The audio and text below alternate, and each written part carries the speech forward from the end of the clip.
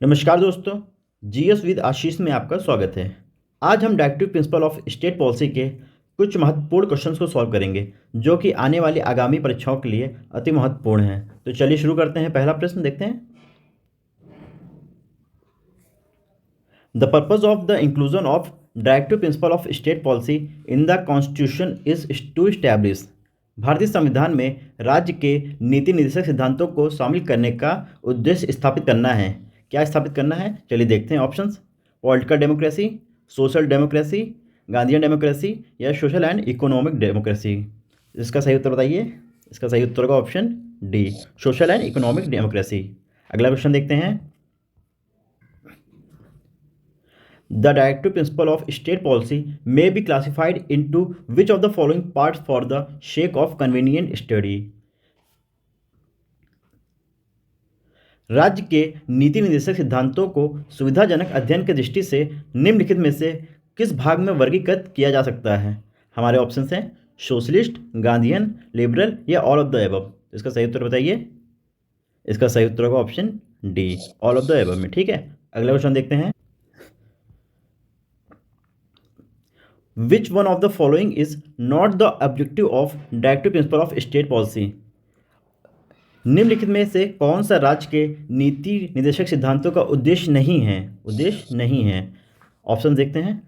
To establish a welfare state, to ensure socio economic justice, to establish a religious state, to establish a secular state. तो इसका सही उत्तर बताइए। इसका सही उत्तर होगा option C, to establish a religious state. ठीक है, अगला क्वेश्चन देखते हैं। Which part of constitution of India describe the model of welfare state. भारत के संविधान का कौन सा भाग कल्याणकारी राज्य के मॉडल का वर्णन करता है?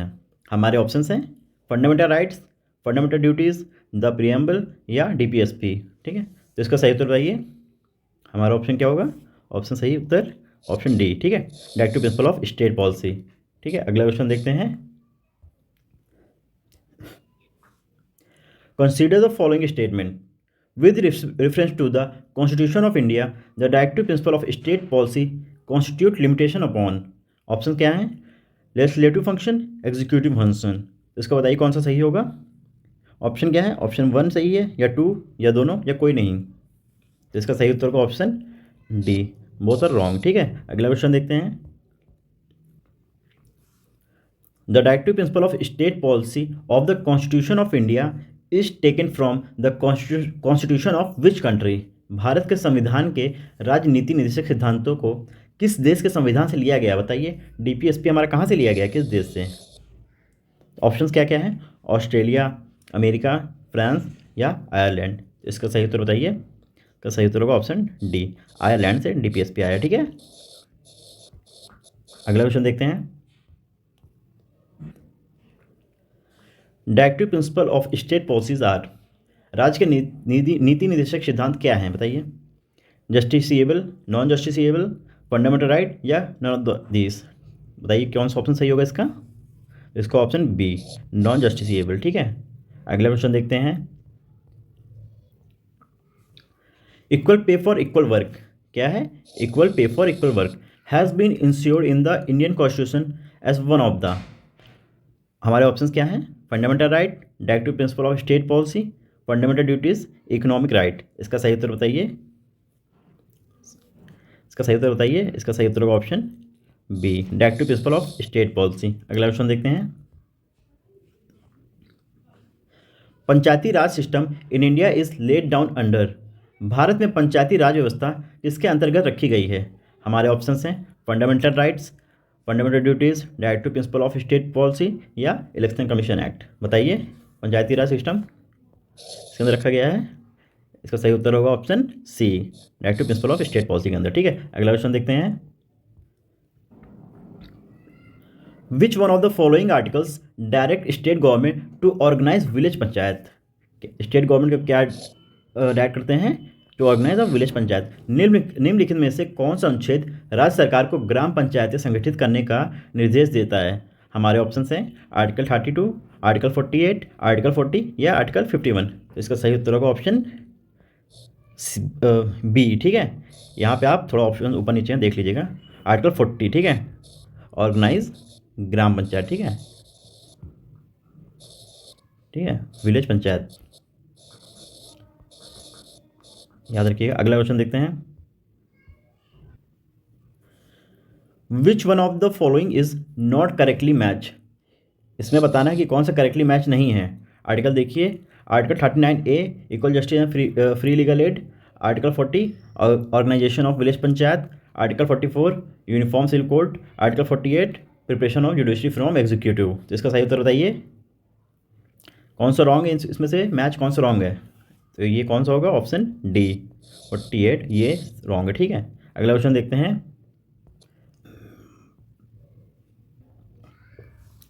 Which one of the following articles of the Directive Principle of State Policy deals with the promotion of international peace and security? राज्य के नीति निर्देशक सिद्धांतों का निम्नलिखित में से कौन सा अनुच्छेद किसके प्रचार से संबंधित है, अंतर्राष्ट्रीय और सुरक्षा। तो बताइए, आर्टिकल देखते हैं 51, 48A, 43A और लास्ट ऑप्शन है 41, ठीक है। तो इसका सही उत्तर बताइए। इसका सही उत्तर होगा ऑप्शन ए, ठीक है, 51 आर्टिकल में, ठीक है। अगला क्वेश्चन देखते हैं। In the constitution of India promotion of international peace and security is included in the. Bharat के संविधान में अंतर्राष्ट्रीय शांति एवं सुरक्षा को बढ़ावा देना सम्मिलित है। बताइए किसमें सम्मिलित है, preamble of the constitution, directive principle of state policy, fundamental duties या 9th शेड्यूल में। तो बताइए किसमें है, DPSP में, ठीक है। अभी हमने पीछे पढ़ा है। आर्टिकल कौन सा है आप बताइए, इसका आर्टिकल कमेंट करिए आप लोग सब, ठीक है। अगला क्वेश्चन देखते हैं। Which article of the Indian constitution is related to Indian foreign policy. Indian foreign policy related कौन सा आर्टिकल बताइए, भारतीय संविधान का कौन सा अनुच्छेद भारतीय विदेश नीति से संबंधित है। हमारे ऑप्शंस हैं आर्टिकल 380, आर्टिकल 312, आर्टिकल 60, आर्टिकल 51। इसका सही उत्तर बताइए, अभी हमने पीछे पढ़ा है। इसका सही उत्तर होगा ऑप्शन डी, आर्टिकल 51। और एक काम करिए, इन सभी आर्टिकल के बताइए क्या क्या हैं, ठीक है। अगला क्वेश्चन देखते हैं। In India separation of judiciary from executive is enjoyed bye. Bharat में न्यायपालिका को कार्यपालिका से अलग करने का आदेश दिया गया है। हमारे ऑप्शंस हैं the preamble of the constitution में, directive principle of state policy में, द 7th शेड्यूल में, द कन्वेंशनल प्रैक्टिस में। तो इसका सही उत्तर बताइए किसमें दिया गया है, option B, directive principle of state policy में दिया गया, ठीक है। अगला क्वेश्चन देखते हैं। Which article of the Constitution of India has the provision of participation of workers in management of industry? Bharat के संविधान में किस अनुच्छेद में उद्योग के प्रबंधन में श्रमिकों की भागीदारी का प्रावधान है। हमारे आर्टिकल्स हैं article 43, article 43A, article 45, article 47। तो इसका सही उत्तर बताइए, किसमें प्रावधान दिया गया है। हाँ बताइए, ऑप्शन बी 43A में, ठीक है। अगला क्वेश्चन देखते हैं। The constitution grants right against exploitation to womens, children, tribal या दलित। तो इसका सही उत्तर बताइए, बताइए इसमें दिए हाँ बताइए, इसका सही उत्तर होगा ऑप्शन सी 1, 2, 3 में, ठीक है। चिल्ड्रेन, वुमेन, ट्राइबल, दलित नहीं है, इनका सेक्शन अलग से है, ठीक है। अगला क्वेश्चन देखते हैं। In which of the following the provision for the protection and improvement of environment and safeguarding of forest and wild life are found in the constitution of India. Bharat के संविधान में पर्यावरण की सुरक्षा और सुधार तथा वनों और वन्य जीवों की सुरक्षा के प्रावधान निम्नलिखित में से किसमें पाए जाते हैं। हमारे ऑप्शंस हैं only in the directive principle of state policy, only in the fundamental duties, या बोथ ऑफ अबव, या नन ऑफ द अबव। तो बताइए इसमें कौन सा सही होगा। पर्यावरण की सुरक्षा और सुधार तथा वनों और वन जीवों की सुरक्षा का प्रावधान किस में दिया गया बताइए। ये दोनों में दिया गया, ठीक है। ये बोथ ऑफ अबव हो जाएगा सही उत्तर, ठीक है। अगला क्वेश्चन देखते हैं। Which one of the following is not a directive principle of state policy. निम्नलिखित में से कौन सा राज्य के नीति निर्देशक सिद्धांत नहीं है। कौन सा नीति निर्देशक सिद्धांत नहीं है। ऑप्शंस हैं provision of the consumption of intoxicating drink, prohibiting the slaughter of cow and calves, protection and improvement of the environment, free education for children up to the age of 16 years। तो इसका सही उत्तर क्या होगा? Option D, free education for children up to age 16 year. अगला question देखते हैं। How are the directive principle of state policy different from fundamental rights? राज्य के नीति निर्देशक सिद्धांत मौलिक अधिकारों से किस प्रकार भिन्न है? बताइए। हमारे ऑप्शंस हैं। Farmer is for union government and later is for state government. Farmer is a part of constitution whereas later is not. Directive principles are not enforceable whereas fundamental right can be enforced। तो बताइए कौन सा option सही होगा? हमारा option C सही होगा। Directive principle are not enforceable but fundamental right are enforceable. ठीक है, अगला क्वेश्चन देखते हैं।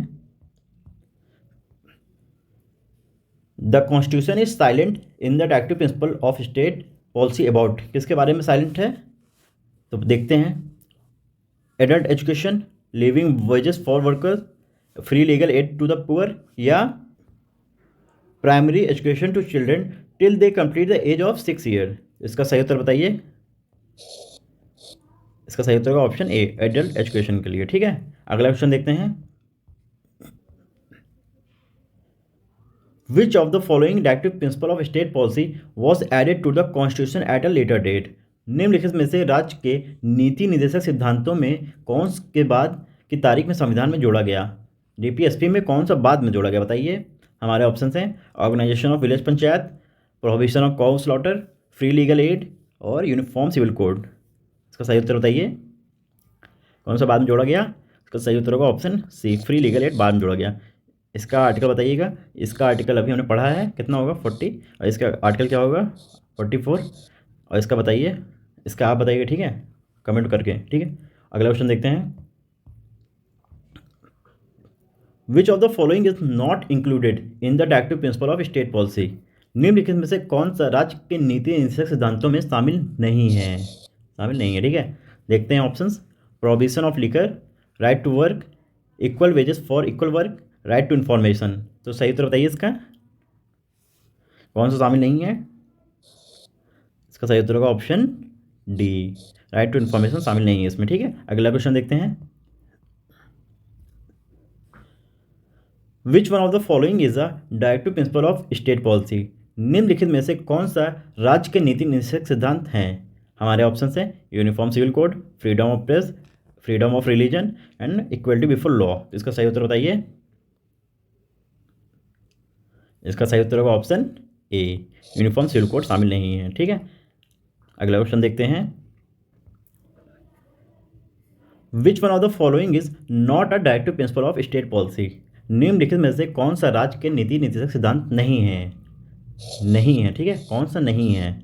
ऑप्शन देखते हैं। Equal pay for equal work for mens and women, equal right to an adequate means of livelihood, abolition of untouchability, just and human condition of work. इसका सही उत्तर बताइए कौन शामिल नहीं है डीपीएसपी में? Abolition of untouchability. इसका आर्टिकल बताइए चलिए कमेंट करके। अगले क्वेश्चन देखते हैं।